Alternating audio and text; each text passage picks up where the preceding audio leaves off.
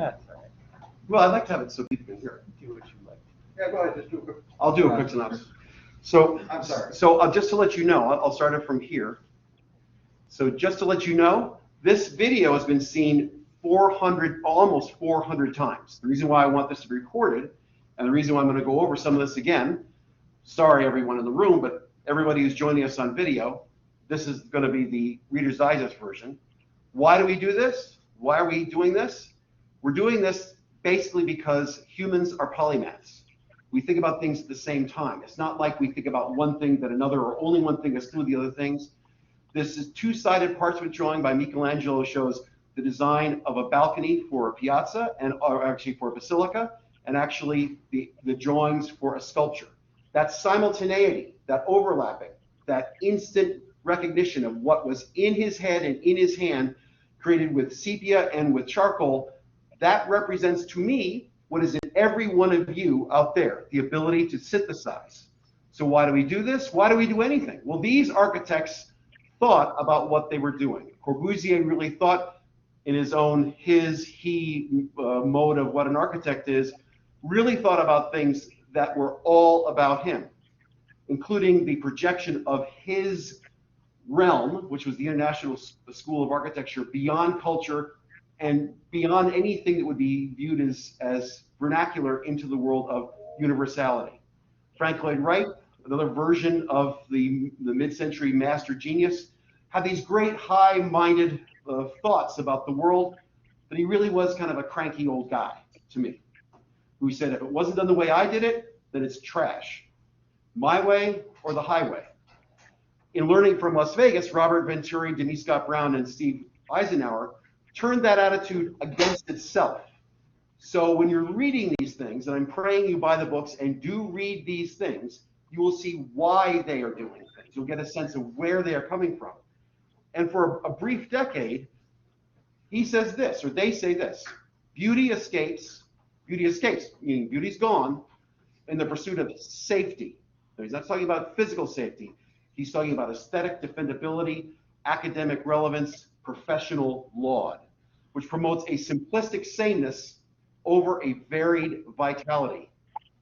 That group saw that the world was everything, not one thing.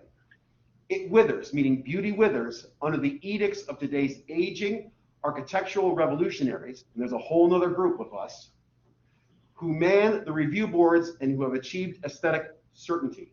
That sense of my way or the highway. Your world is not my world. My world is the world you want and should do. That top-down type of aesthetic, that top-down type of attitude is simply irrelevant now. And that wonderful expression done in the mid-70s, actually late 60s, early 70s, that translated into postmodernism, which was so shallow and so knee-jerk that it's right there with disco as two completely dead and completely wonderful obsessions for one decade simultaneously. And that's also a piece I wrote that I'd love you to read too, because nobody connects the fact that everybody loves to dance. I mean, do you all like to dance to disco? I do. Disco's fun to dance to, right? But it's also disco. Postmodernism is really interesting in its intentions and thoughts and background, but it's postmodernism. So when you think about these things, it's not just the outcomes, it's the motivations. Now, there is a guy who's getting towards the end of his life in England, Christopher Alexander, who created the Building Beauty program that I do the home program in, that you folk have contributed your work to that home design program every year for 4 years and won awards. This timeless way of building has, for the first time that I saw in 1979, somebody actually stepped back from the image and thought, why do we do this?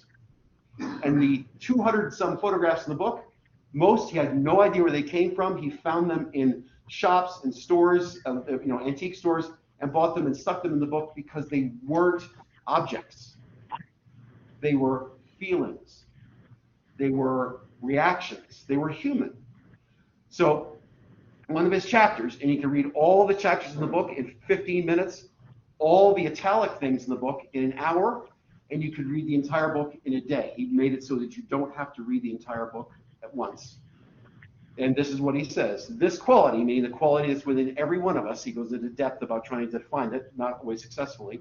This quality in buildings and in towns cannot be made, but only generated indirectly by the ordinary actions of the people.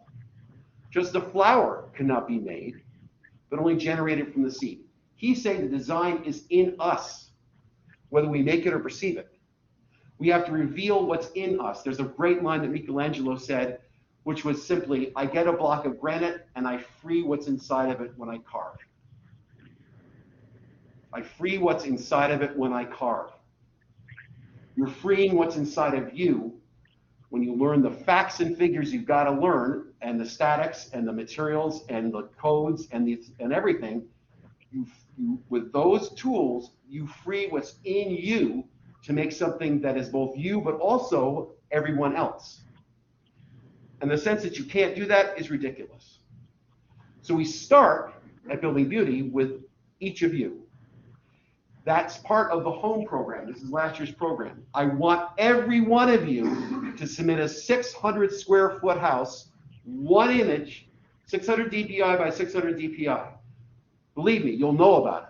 I want you to do that, and we're actually going to have a community aspect to it. We're going to be putting buildings together to make little communities out of the designs that are in here. We want you to enter this. It's free, and you'll get feedback from 50 people in the United States. We'll give you 3 feedbacks, so 3 reactions to your work before you submit it.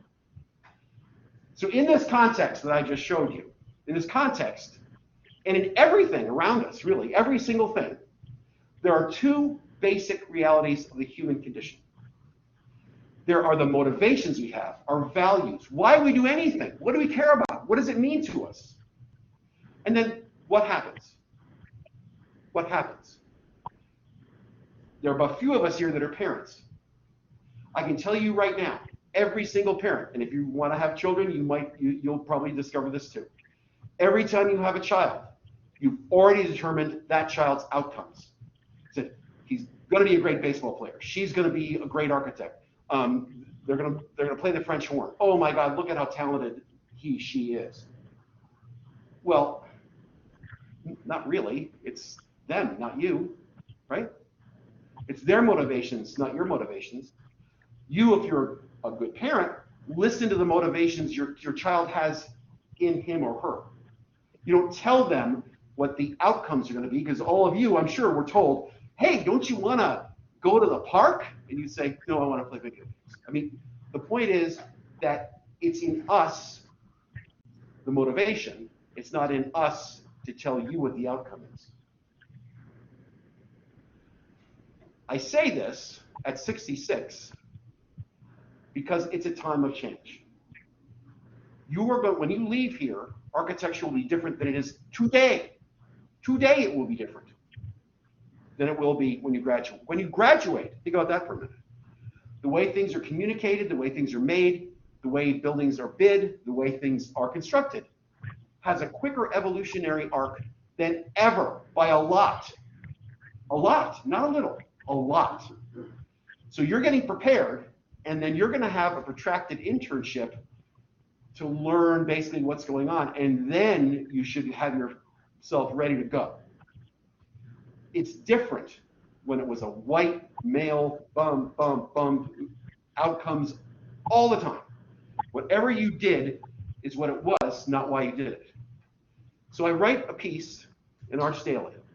The piece is pretty simple. It basically says, architecture has been judged, has been defined, judged, taught, and celebrated as outcomes, really for the last 120 years.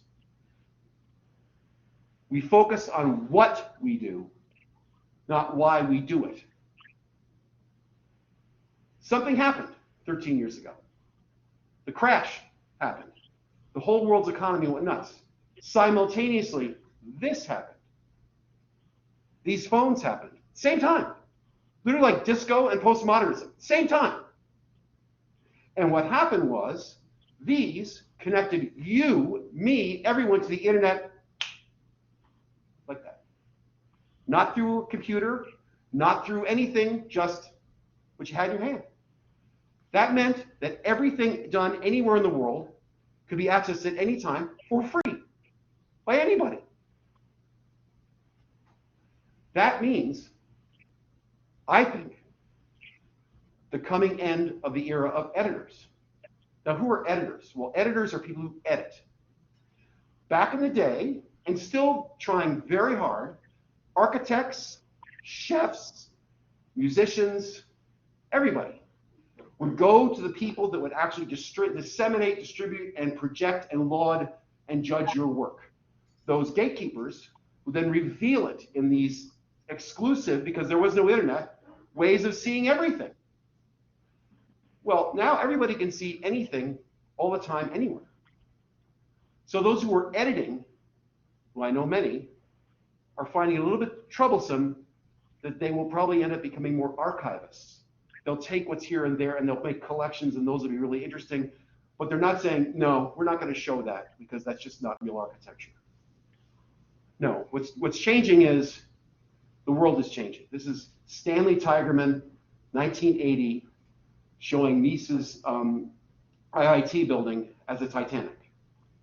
Basically, this image from almost 40 years ago is what's happening right now in the profession about how architects show who they are.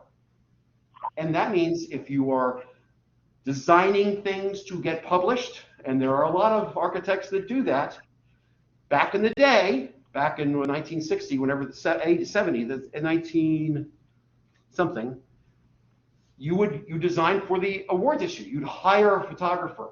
You'd get a lot of prints. You'd hire interns to draft, and now computers, but you'd create presentation drawings, and you'd write these narratives and add these extreme angst over the narratives, and you'd have to get these physical hardbound copies to people, and then it became digital, a little bit easier, but it was going to the people that would say you are worthwhile or you suck.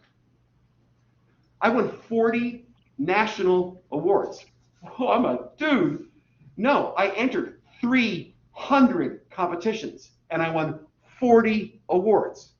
So I was told 260 times, you suck. Guess what? I don't suck. Guess what? They're all outcome-based. Whatever I put out there is all they knew about the project, no matter what I wrote, because I've been on these juries. I've been on 80 juries. Does anybody read what you wrote? I do, but not really. Does anybody have the ability to sit in all the background of how a design happened? No. There's no time. Well, this change is going to happen, where it's direct connection. Direct connection, it'll be the same level of change, I think, to when modern photography happened around the turn of into the 20th century. Photography was the internet. It was it was exclusive, it was amazing. Like the internet in the 1990s, this is really hip and happening. Photographs, oh my God. Otherwise, paintings, sketches, but real photographs done by fine artists that made incredibly compellingly beautiful images. Well, that played right into the hand of every curator, every professor, every institute, every judging body that judged outcomes, because here was an outcome, a really hard-edged outcome, an incredibly beautiful photograph that distilled what the essence of architecture was.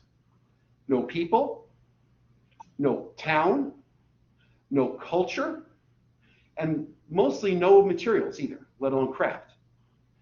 This was the image that came into the early 20th century that made exhibits and things like this, and played into the fact that after World War I, the globe wanted an international world. They could connect now. There were telephones. Wow, it's almost like the internet great grandfather. There were telephones. There were soon movies. There were of course the photographs. Well, that world also wanted ultimately to have one language for the entire world, Esperanto. No English, no French, no Japanese, Esperanto. One language for everyone. Everyone wanted to be international, one playing field, one architecture, one standard, one way or the highway. Well, that was true in architecture. The Architectural Record had every year, it still does, 20, well, sometimes 12, sometimes 29 houses. They told architects who was good. I benefited from that. At 29, I got one of those awards. Not because I was good, they just liked this house. I know the editors who chose it. They were 2 years older than me, and they said, that's cool. That was the level they judged this at. And it is cool. It's great. But there were probably another 200 houses that were any better. I don't know.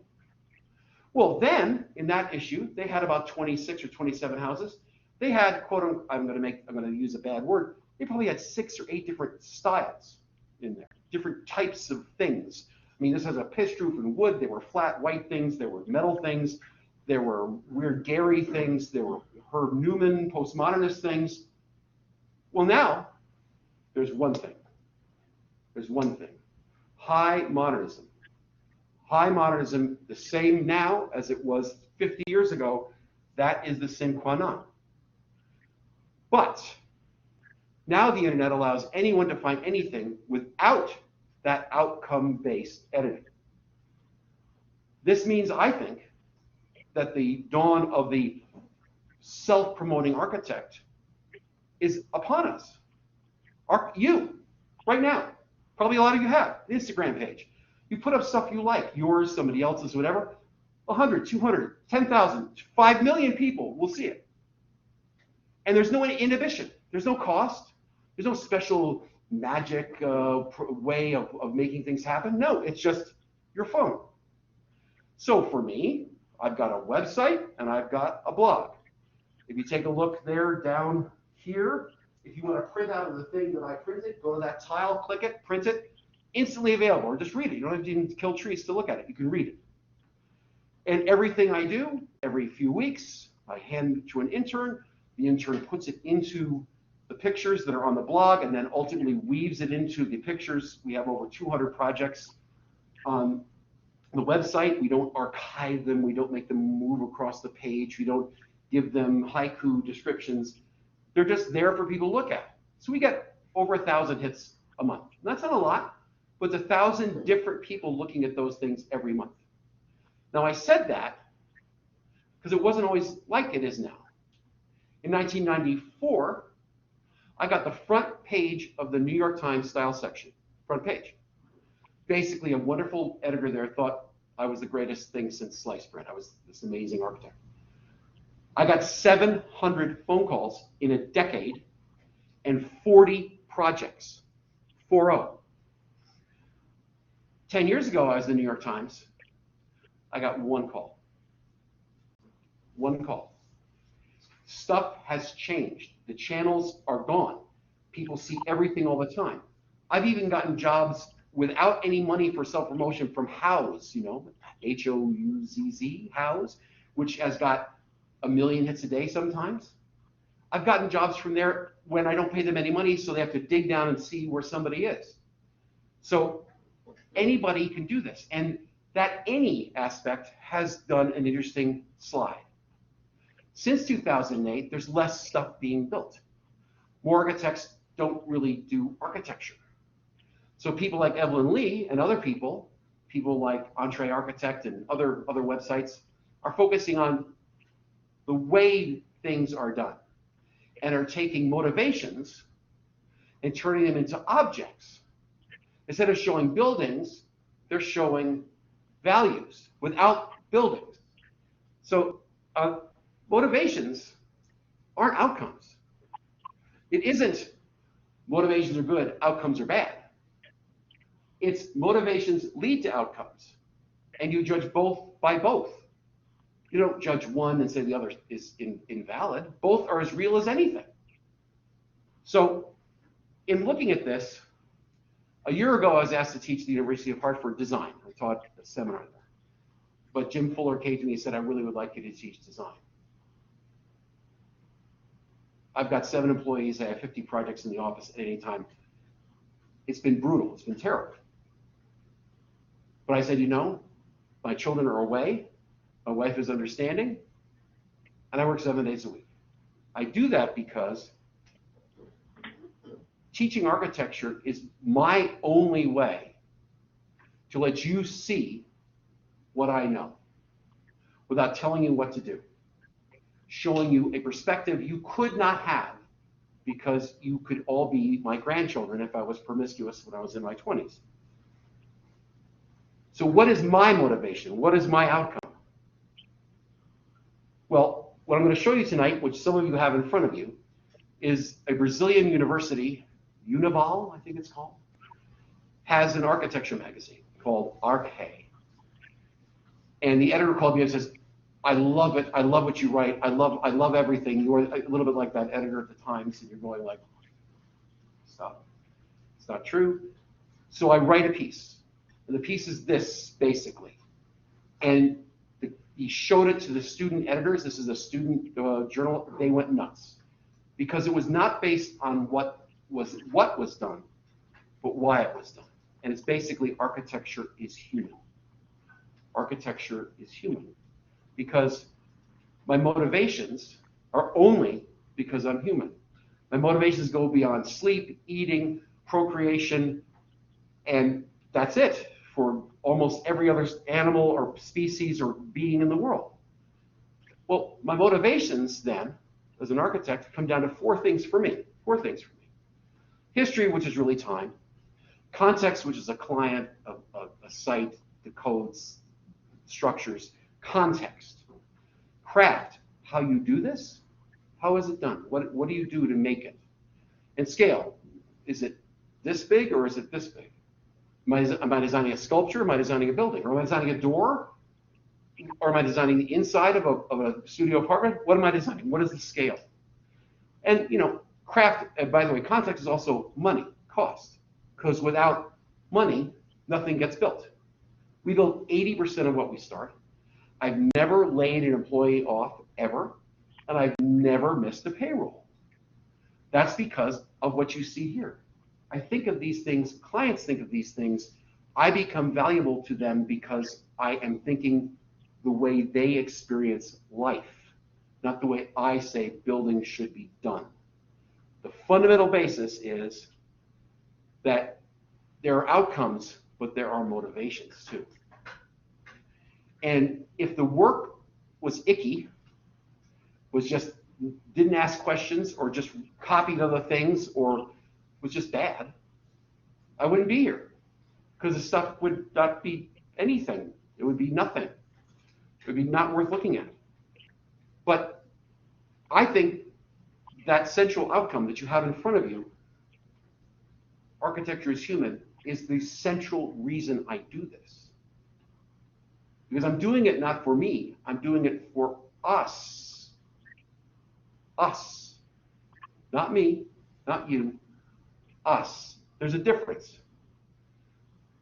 Incredibly beautiful realities of nature, and we're nature too, are exquisitely complicated, unbelievably technologically proficient, and completely genetically determined.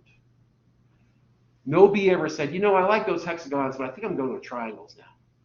No.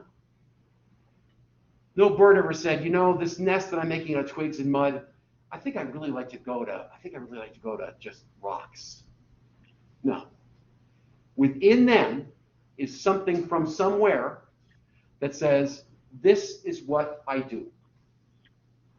That is a binary value. Me, what I do.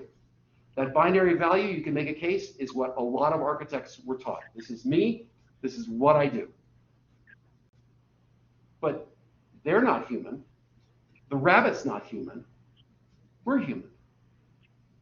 So we make things that are in this gigantic world.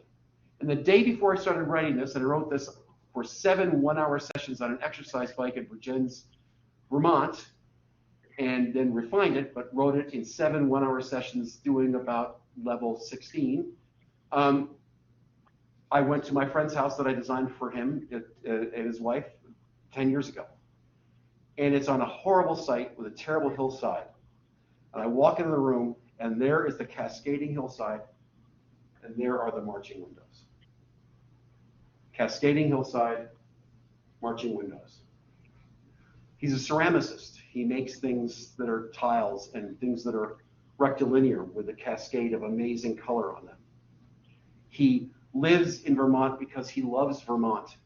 And Vermont is this. There are very few perfect sites in Vermont. They're hilly, they're kind of wild. And he wanted south lights, so this is the southern exposure with gigantic eave overhangs.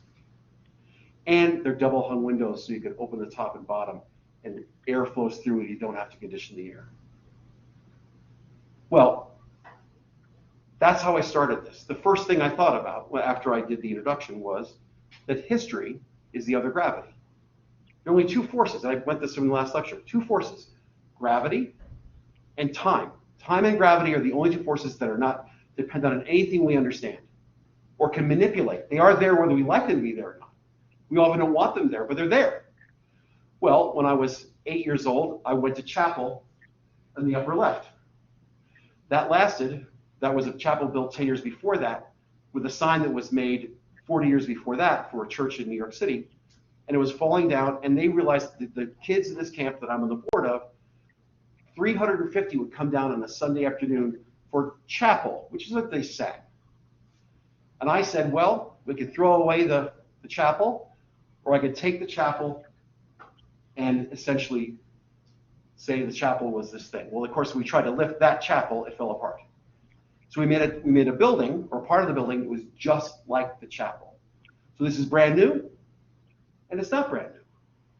It's familiar, but it's made for real, not fake. Every building is torn down. Every one has got a history. Every one. This building is long gone in Derby, Connecticut. You see every apartment. You see every staircase. You see who is living there dead forever. We're doing we're renovating an 1830 schoolhouse for the state of Connecticut, and we took down a wall, and I've been doing this for a while, and we saw another interior wall behind the interior wall from nowhere.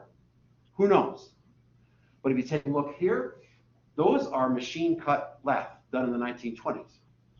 If you look here, those are cut branches, split and cut because they didn't have a large scale bandsaw there or a table saw. And another project, that's lath. Now, if you didn't care about history, you would never see this. You'd never know how people made things. You wouldn't understand that the same thing that made this, humans, trees, plaster. Totally different, totally the same. Catholic Church is going to throw away a building. A homeless group got together, made a two-unit ownership with rental to the homeless project out of it. When we opened it up, we saw the original skeleton and we built the new thing inside. The dynamic is undeniably, to me, beautiful. A building in New Haven that was a church became a bank. And instead of throwing away the roof, they dropped the roof on top of the teller room from the 1950. And we all assumed that the teller room and the nave of the church were the same. No. The columns were offset. They had a steel roof.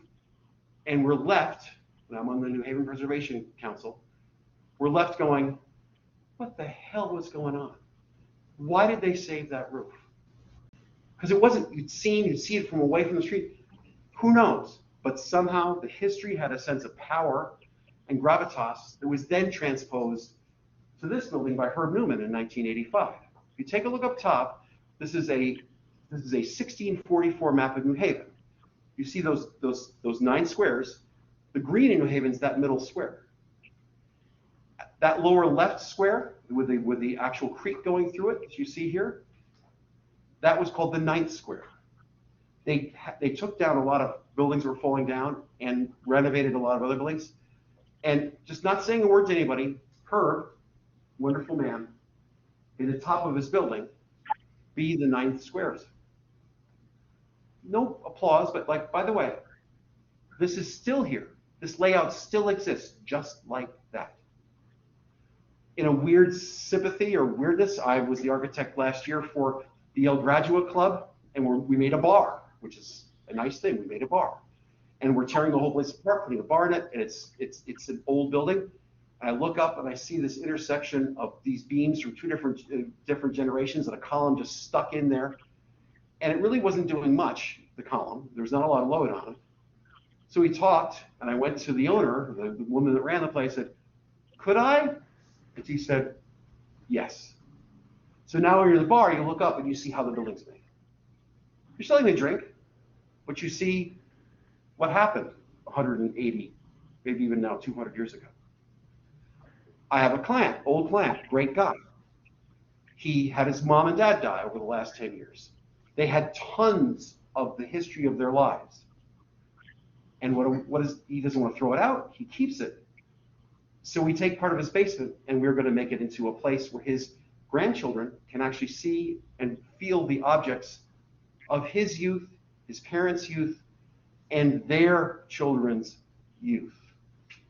So instead of boxing it up and taking it away, architecture can celebrate then and now and the future. Time is not the enemy, and it's not a style. It is time. Context. Oh, context. Yeah, well, I think the concordance is aligned, the materials are the same, yada, yada, yada. No, context is everything. Context is New York. When Frank Lloyd Wright does the Guggenheim, that he's been thinking about in different contexts for 40 years, and he makes this building at the blank wall of it, and then Gautham Siegel makes the wall behind it. We're in addition to it. And it's, of course, everybody knows this, it's this circular building, ramp derived, but he did that building idea 20 years before in San Francisco. 20 years before, the same interior idea. The ramp, the top-lit space, everything solid, but instead of making the conical form in a wall of streets, it was smaller, it had scale. He continued the wall of street and made the round as an opening, as a clue to what's going on inside. You can do the same thing different ways. It's not like there's one way or the highway. Every old building is a palette for future work. Upper left, weird 1810 something in Connecticut, and the owner said, God, I have to have an entry. And I said, well, I could do something pretty cool. He goes, as long as you use galvanized steel. I love galvanized steel. So we made this roof and this window because he loved galvanized steel, and because you enter from the right and it opens up like this and you see it opening up for you. We built these two houses on the most incredible hillside slope you could ever imagine in Hastings, New York. That's context. Without that slope, these buildings wouldn't be there. Without this 260-year-old white oak, I wouldn't have made the porch, the screen porch in our home, do this, so that there's a conversation between the context of the white oak and the new reality of this building. These incredibly tight buildings around the building we tore down at the center created a place that we took a lot of approvals to get that could still look at the water, but didn't want to look at the other buildings, and didn't want the other buildings to look at it. So we made facades that were mostly glass lower left, and mostly not glass everywhere else. So when you're facing the water, tons of glass, screen porches, and a gigantic overhang that protects everything. The sides, 3 different types of wood, lots of lines, quite expensive, quite beautiful, protection at entry, and making a composition. All because of context, because I couldn't have windows there. And the last thing I'll show you about context isn't just a context. The top half of the screen, one side of the site, row houses along the side. Across the street, we made 3 houses. These are 15 homeless units stacked on top of each other, all with 4 walls of glass. Because it goes down the hill, the back side of it, where the front of the Catholic Church that sponsored it is a giant building. We can kind of make a giant building too. So we make a giant building next to a giant building, and row houses next to houses, and we deal with a 20-foot slope, 20-foot drop in 40 feet. Context. This won a ton of awards. Context doesn't mean mediocre architecture. It means more design input, so you could do more things. But you got to think about it. You got to embrace it. You got to take the craft that's been given to you. That buildings are made. This is in New Jersey. Think about the little things like handles. These cost $11 a piece. The wood that, well, I like, this is wood from a dead tree in my site that we then turned into 2 floors because I love wood. Look at that. That's living dead maple. All the brown stuff's been dead for 100 years. The tree was 136 years old, and there's spalting, those little black circle things. It's another disease. And everything is essentially crafted. Knowing how steel is made to make it not move in the wind, also made a really shallow header beam so that we could have incredible eaves so this building doesn't overheat. The trees in the site here were actually cedar trees. So we use those trees to make these columns, to make this house, which is almost done in Maine. Islands. What is more hard-edged than an island for craft? Because the weather there is insane. The actual ways of construction are insane. This took a year to prepare for. It involved timber framing, panelized framing, and engineered lumber framing. All done by helicopter. All erected in 3 days, then finished in a year. Using fins made of plywood 30 years ago with large steel fasteners. All because I worked with people to know the craft of how this is made. Old stone wall kept, new brick wall going in. Making a thing that worships the water where it's unseen from the beach, and from the back is low and looks intentional from the beach. But this is what you see in your kayak out of Long Island Sound.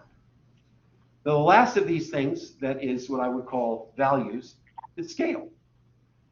Now, that's that same building you saw at Incarnation Camp with a dancer on it. Immediately you know what the scale is, because it's human. Well, I'm going to show you some negative scale. Who knows Albert Speer? Raise your hand. Albert Speer. Old people. Albert Speer was Hitler's architect. Hitler's architect, who at about 10 years older than you was pulled aside by Hitler and said, "You want to be the Führer's architect?" He said, "You got it, baby."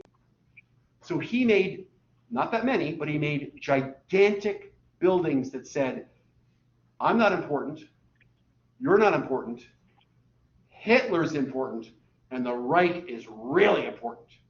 So here's some doors. When you see the picture, those doorknobs are about 4.5 feet off the ground. Scale. What is that? Scale?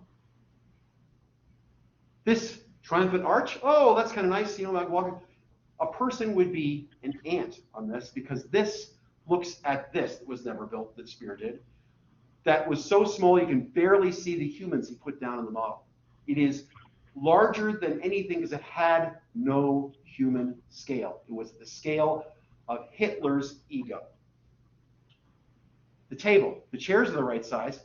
Could you even talk to the person across the table from you? And there are those doors again.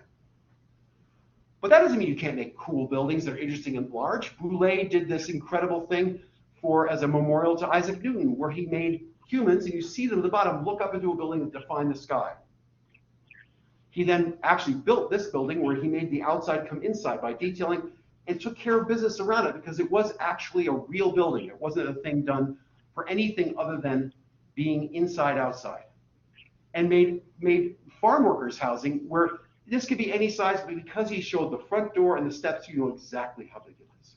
And it's not a traditional building. It's an interesting thing that happens to be a building. That's his value. We were asked to do an entry to a McMansion to help sell the McMansion. And it did. They made $1 million when they sold their house this summer. So in doing that, I used these materials I've been working with, PVC, which moves incredibly a lot, temperature changes, and something called Trulock, which is 3 layers of cedar glued together. Well, that entire diagonal ceiling you see beyond, that's this thick with no framing. That's why the edge of this is so thin. By making the arch, I take a really brittle, silly building, and I make it into something which expresses entry, leaving, and coming, because I thought about how to gap the PVC so that it was really cold, the gap would be bigger. If it was really hot, the gap would be smaller, and you would never know, because it moves. Human scale, actual size. That's what buildings do, because buildings and architecture are human. I'm going to go through this very fast. Methods of making. This is really simple. How do we do all of this? This is not a value. This is the thing I want you to think about. You know, I'm the greatest architect in America, right? Bullshit. So basically, I do little things like get photographs. This is a 35-year-old stair that's been perfect for 35 years, taken on and off of a dam in the Adirondacks. And they said, oh my God, we really need handrails. So I do this in an instant to try to get them to get handrails. We do models. This is for some people, class, they're doing, one person was doing a youth hostel for homeless. This is the youth hostel in New Haven where we have 2 entries, and we do color to actually bring people in. We do tons and tons of option models, and this is for a deck, a lousy little deck. We make models, and they chose what deck, and they build it. We show different house plans. We show different ideas about how facades could be. We also do, all of you, we all do genius sketches. Well, the genius sketches then can become models. They can then become digitized. So the idea that you can actually think and present is not mutually exclusive. This whole model costs $75, all the options and all the base model for a client.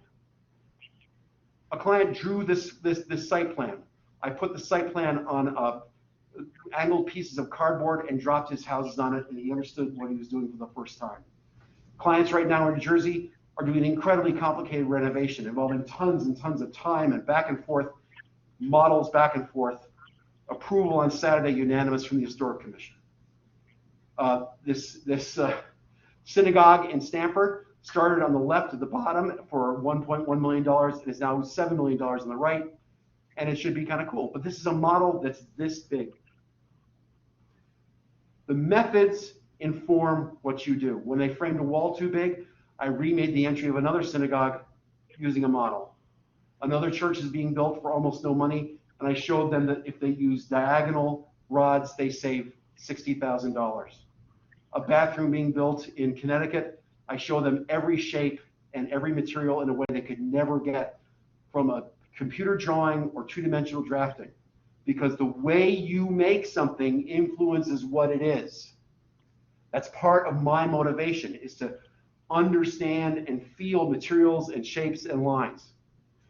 This house just got unanimous approval with a very difficult hearing that is 2,000 square feet and has to be that tall looking out over a salt marsh. But unless we had the lower right, all the incredible work done by the structural engineer, this would never happen. So again, it has to be not just a great idea, not just architectural execution, it's got to be technological integration. That's what makes this work. So to review, the humanity of making things involves history, context, craft, and scale. Then there are methods of making things, and then, I've got 10 minutes. Humanity built this. Humanity built this. There are 2 projects I'm going to show you. I'd have a radio show, and you can listen to all the podcasts on WPKN. This August, the New Yorker declared it to be the greatest radio station in the world. And they are correct, because it has no format. They have 100 different hosts. None of us get paid. And we do the things that the programming committee says are valuable to the station. And it is free-form radio. Well, this is the context. Me doing the radio show. This building in downtown Bridgeport, it was kind of a clunky space. It was all subdivided. Then we turned it into this. Pro bono, no fee for me. I actually made, you'll see I made those tables. There's my program, there's my technical engineer.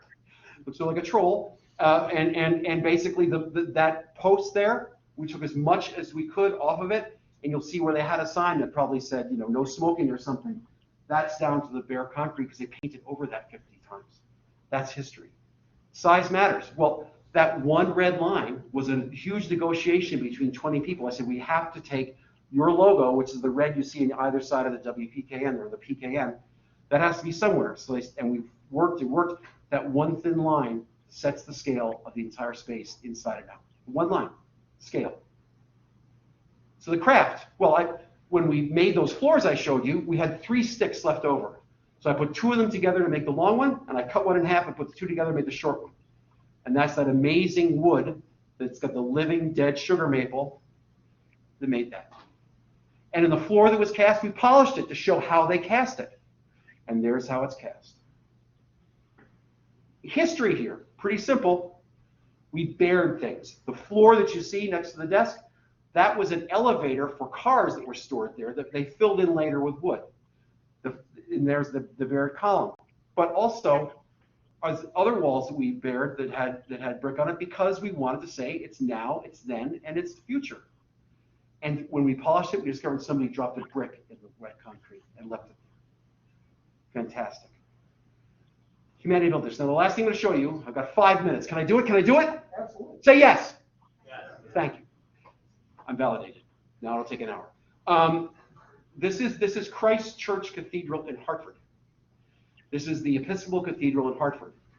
It was made a cathedral because it had the most money of all the parishes in Connecticut. It is a dying, dead church with a great bishop and a great dean, the dean of the cathedral. I work a lot with them, and they basically said, we need a cathedral for the 21st century, because religion as it stands now is walking dead. It's over. Let's face it, right? When was the last time you went to church? When you were 7? Ever? No one, right? But there is this embodied energy, and I would say spiritual energy, in thousands of buildings all across the United States. Humanity built this in 1827 at Ithiel Town, then they went through 2 different major renovations, and we did it. We put in the yellow on the right. We inserted 2 handicap bathrooms, and we took the ramp that was to the side and put it to the front because we basically said, humans are humans, whether you can walk or not. You don't have a second-class way of getting anywhere. We're all in this together. There's no back of the bus. We're in this building together. So the bathrooms are for everyone. The ramp is for everyone. We made another ramp. We made the steps actually work for everyone. We opened the place up so that humans can use a place that was exclusively controlled by the clergy. No more. No more. Just take a look here, the architect nerds. This is a weird scissors truss with all of those radial cords because Ithiel Town did something called the corduroy bridge. Look it up. It's an amazing thing. That's actually how they built it. Went from here to here. These columns only support this and this. Unbelievable structure. So the context was simple. Get rid of the pews. The floor was set in asbestos. Get rid of the floor. The context was clean it out. It's old, clean it out. But the context was also Connecticut. So we used white oak, the state tree. Quarter sawn white oak, so it didn't move and it was hard. We then replaced all those pews with chairs, so you could do anything with it. Plays, art exhibits, dinners, anything. We used universal lighting. You see way up the top, those black things? Those 8 lights replace 150 lights in different configurations. So any way you want to use it, we could use it. You see the upper left, there are the pews, lower right, there are the chairs. Now here's the kicker. All that's fine. We could have had a really big landfill with all the crap we took out of it. But that would have been a lie, and that would have said history's not important. Only now is important. Baloney. Then was important. There are thousands of dead people that made this church. Thousands of dead people. They're not gone, they're just dead. So what do you do with what they gave? Well, you change it. You don't throw it away. Memorial plaques were lifted to accommodate the new construction. They were repositioned. Walls that were the back of the pews became the sort of barrier between the bathrooms. They're now under the balcony, but under the balcony, now projecting from it into the nave. The pew ends form that back wall that you see there because all those chairs need to go somewhere. So all those chairs are behind this wall, and air conditioning was put in, which is why those pew ends had grates, and we had put grates in the floor so that the temperature would be okay. This was finished, by the way, 2 weeks ago, it was with the photo I was taking before we took the shroud off of the organ that you see in the upper right. And you can see how we use all those pew ends and new verticals that are the Stations of the Cross that were already there, attached to them to make it old, now, the Stations of the Cross, and the future, which is all the ways things will be stored behind these walls while maintaining the stained glass that's there. And the craft is everywhere in this, everywhere, because the building was made with craft. Bathrooms in the lower left, Ithiel Town had this obsession in this building with curves. They were amazing. So we made a lot of curving elements, lightly curving elements, and we used that oak to make a memorial plaque upper left. We repainted all the ornamental painting exactly the way it was, that you see in the upper right. And when they installed the urinal incorrectly, we didn't have time or money to replace it, because the tile was in place, I changed the design so that that white oak band would go up and around the spout that came in. So that when you're sitting, if you're a man, if you're standing and going to the bathroom, you say, well, that's cool. Scale. Scale. Now, you can talk the talk of handicapped accessibility. Oh, I have a ramp. Oh, I've got a lift. Oh, I have an elevator. Or you can say, we are all the same. We are all the same. And we are, by the way, all the same. So when we made this large opening, we needed to get people from this level down below, the nave level to the chancel level, upper left. So we made a thing that used to be a little stair you see on the right into a ramp, but not a ramp, an event, a celebration of ascendance, saying we're taking this the vertical grain oak and the horizontal graining of the floor, and we're making it into something which is three-dimensional that says, come on up. Doesn't matter who you are. Come on up. Come on down. The idea is that wood, if you treat it right, and it can move, and if you support it correctly, will last as long as stone will. It's forever. And it also does some interesting things, I think, to say to Ithiel Town, dude, I got your back. I'm with you. And so that took a ton of effort, a lot of work. And you can see the movement of all this. But again, scale. Well, scale has those same dancers laying on it to give you a scale, but it was also in the place that you would come from the side door, and I begged people visually to put their hand on top of this and not walk into the wall. And people do. They come in and they put their hand on it because you want to put your hand on it. And it has the end grain of the white oak, which is, a woodworker said, my God, this is really dark white oak. And he used the grain in the radial pattern and said, what do you think? I said, oh, okay. And you can see how that scale, we reproduced a column exactly below that place where you put your hands. And the methods to make it were simple. Lots of models, careful framing, making an open world as opposed to a focused world, with clergy telling you what to do, to the world being accessible to the altar. And when we made the walls for the bathrooms, instead of burying the columns, we celebrated the columns in the field, figuring out how to, this is drawn on the column. That's me taking a pre-cut piece of foam core and modifying it so that they could actually make that.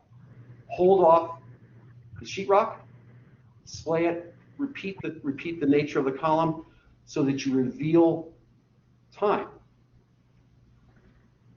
Architecture is human. Architecture is human. It's not ideology. It's not religion. It's not objects. Architecture is human.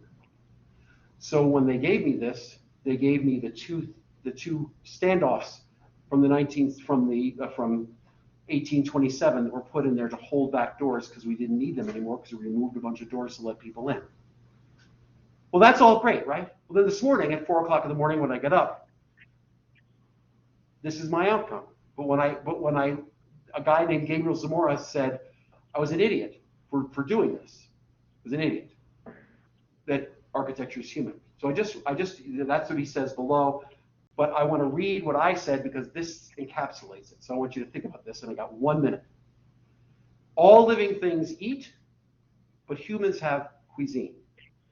Many things perform music, but humans compose. Living things adapt to their environment, but humans make clothing because architecture is human. And if you read what he's saying, it's amazing, freak out, oh my God. And then I say at the end, the simple truth that only humans make architecture and can perceive it offers no self-satisfaction. Quite the opposite.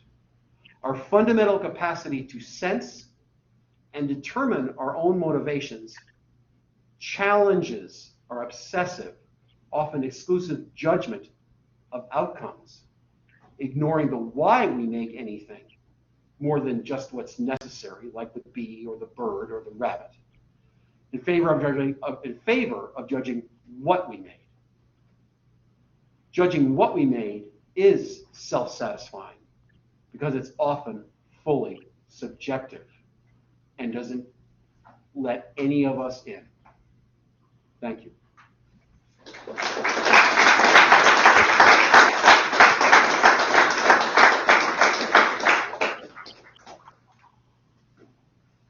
open it up for questions. Nobody wants to be the one to ask the first one. I have a question. Yes, sir. We hear, and I think there are some faculty among us, although maybe not in this room, that talk about artificial intelligence being the next wave of architecture, but that tends to kind of contradict, I guess, a little bit what you're talking about. So what are your feelings on artificial intelligence? 100% truth. Artificial intelligence is fantastic. It is amazing. It's not a threat. It is us. We made artificial intelligence. But if we say artificial intelligence is it, then artificial intelligence makes us. We made artificial intelligence. If we get in touch with who we are, that no artificial intelligence could ever reproduce or create, we will control artificial intelligence. If we say, I just want another bag of Fritos, I want to binge watch some, Alexa, design the building, we lose it. We lose it. And by the way, we have no worth. This is about worth. What do you mean to anybody who wants to build anything? If what you say is Alexa, design the building, the client will say, Alexa, design the building. If you say, who are you? Where is this? Have you thought about that? What about this? You know, this just happened last week. What about 20 years from now? What about 200 years ago? Sure, maybe 500 years from now, artificial intelligence will just allow us to do nothing. But I don't think so, because as artificial intelligence gets better, so do we. But unless we accept the challenge that artificial intelligence is there as a good thing, we're done. We're done. We're like the Episcopal Church. It's over for us. It's over. You've been nodding your head. I want to hear a question from you. Anything. Anything. Look, anybody. Somebody, give me a question. Yes. How the hell do you have time to be here with us today? I have an angry wife. That's how.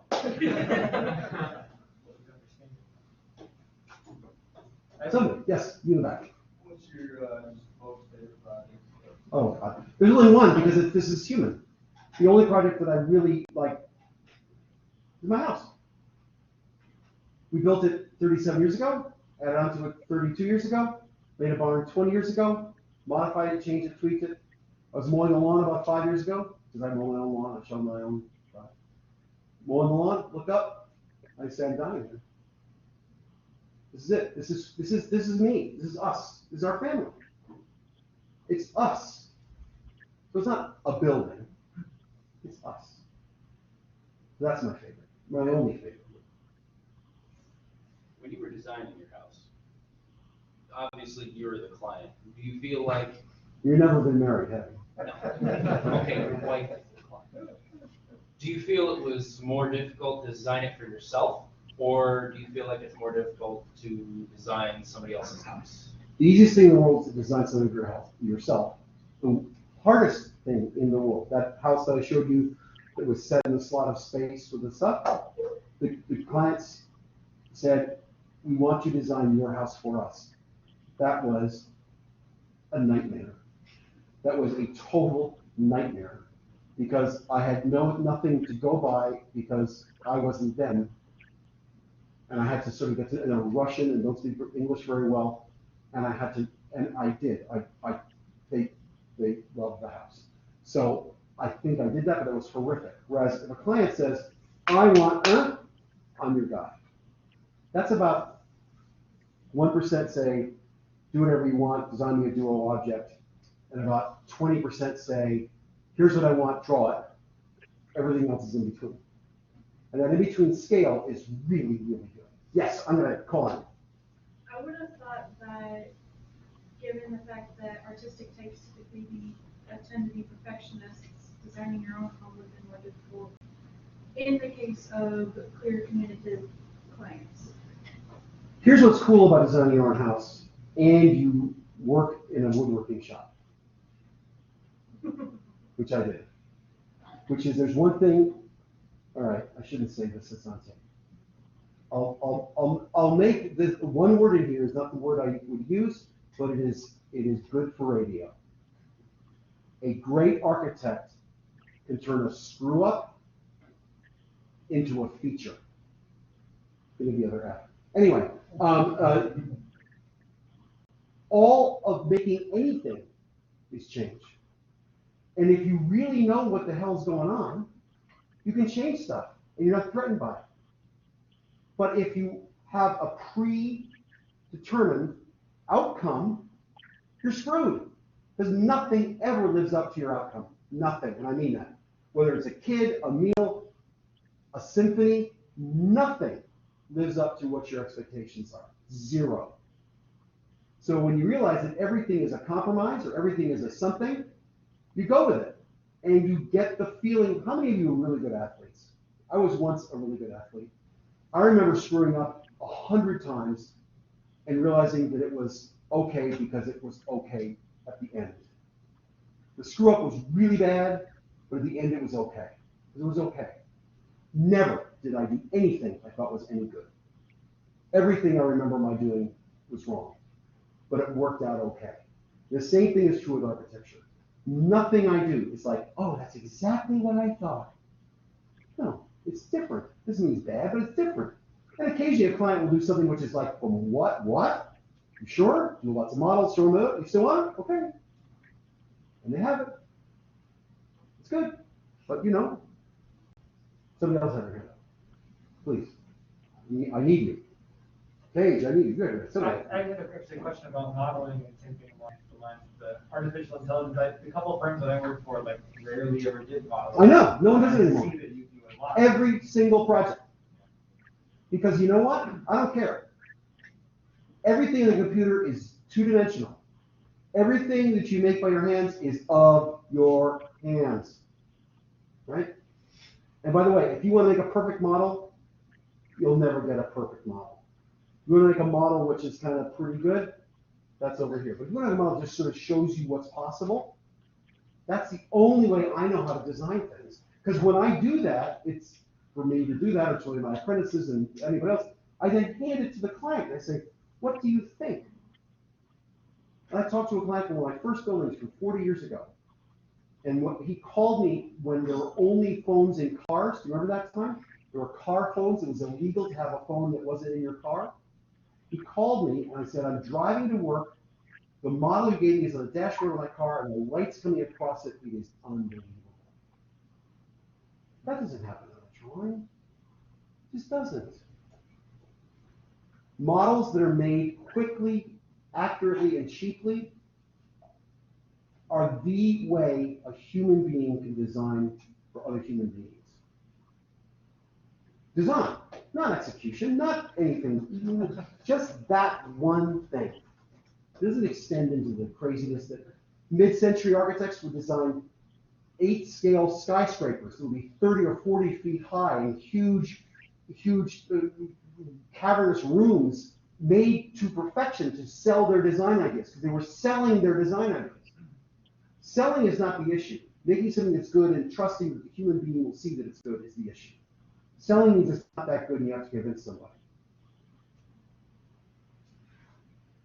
Those models of the bathroom that you were showing. Yeah. Those are your hand sketches. Yes. I normally would not make a model for a client, put my own hand sketches on there. You bet. To represent stuff you do. Of course. And it looks like you. Yeah. Because it would be you if you did it. Well, The thing is, it would be all of us.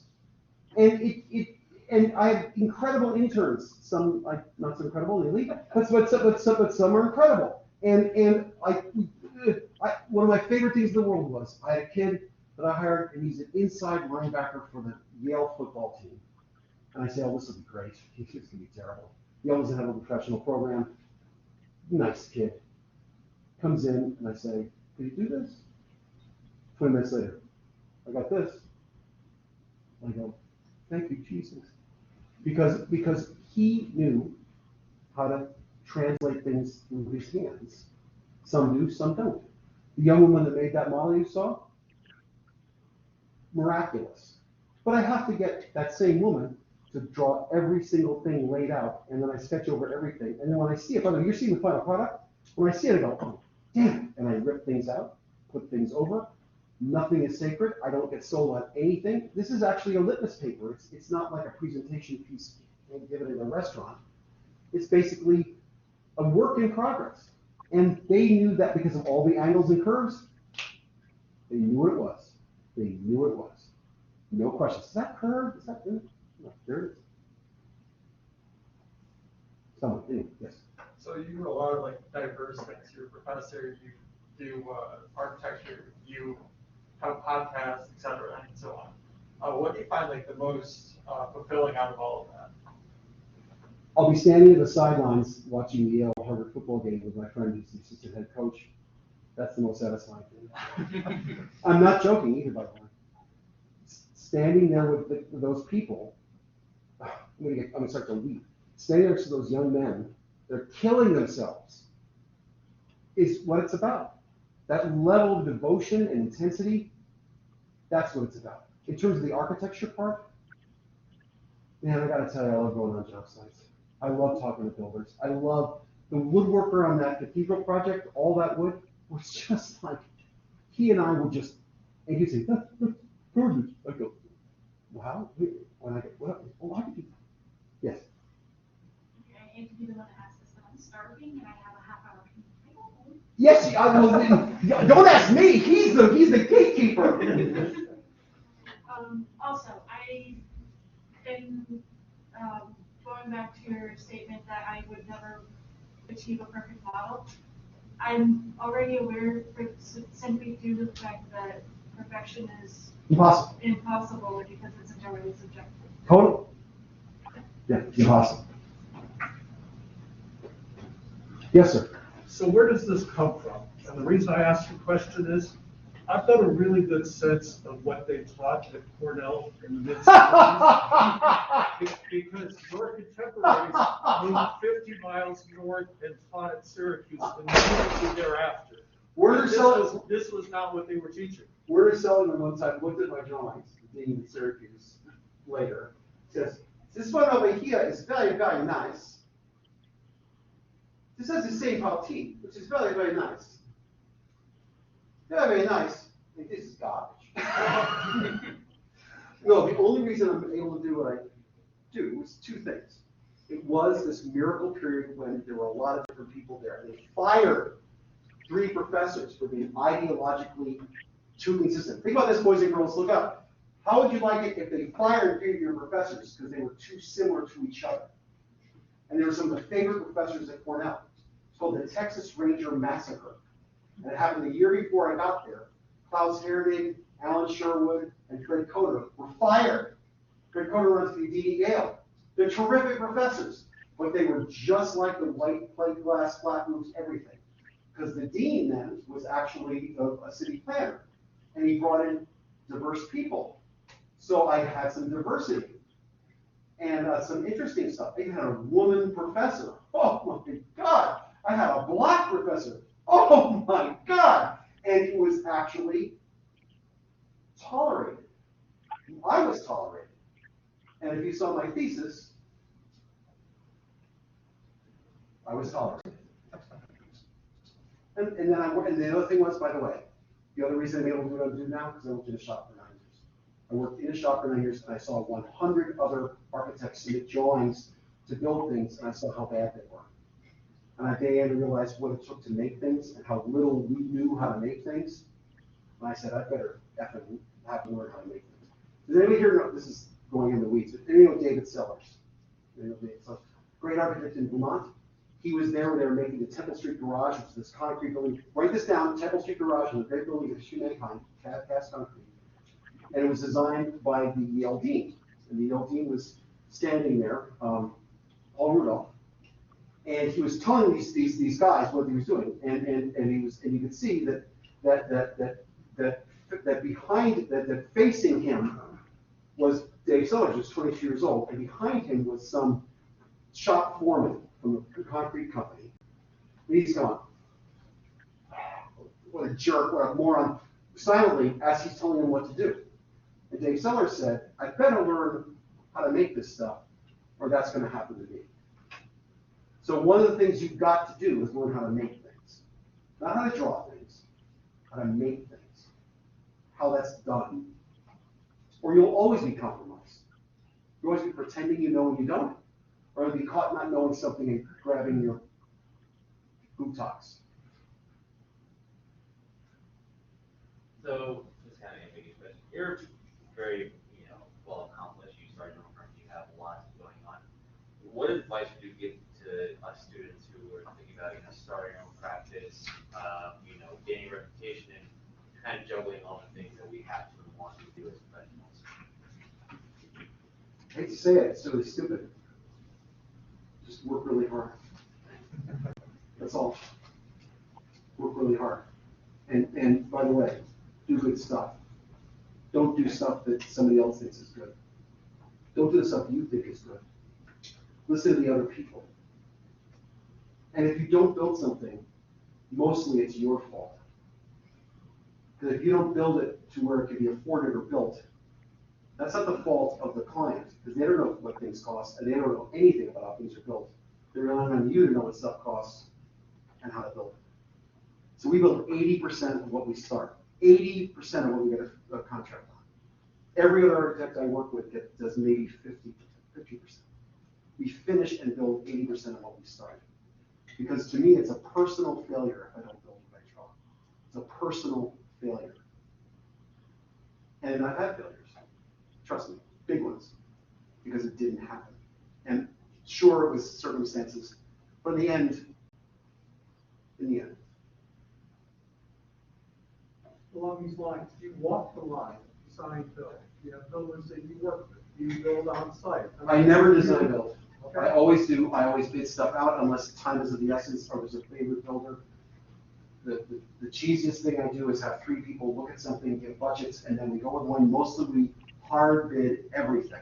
Everything hard bid. And we give a bid that's got 30 or 40 data points on it. We break the project down by schedule of values. We then have allowances per square foot, and we also have add deducts.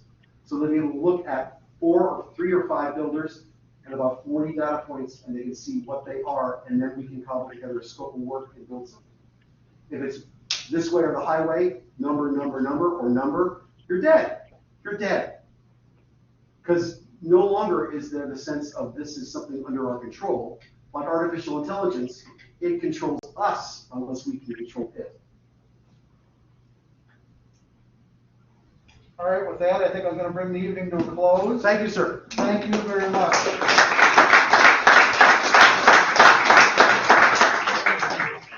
All right, we'll see you in 2 weeks for our final lecture of the semester. Thank you for coming. Stop the recording. If I don't do that, it all gets lost. Oh, no.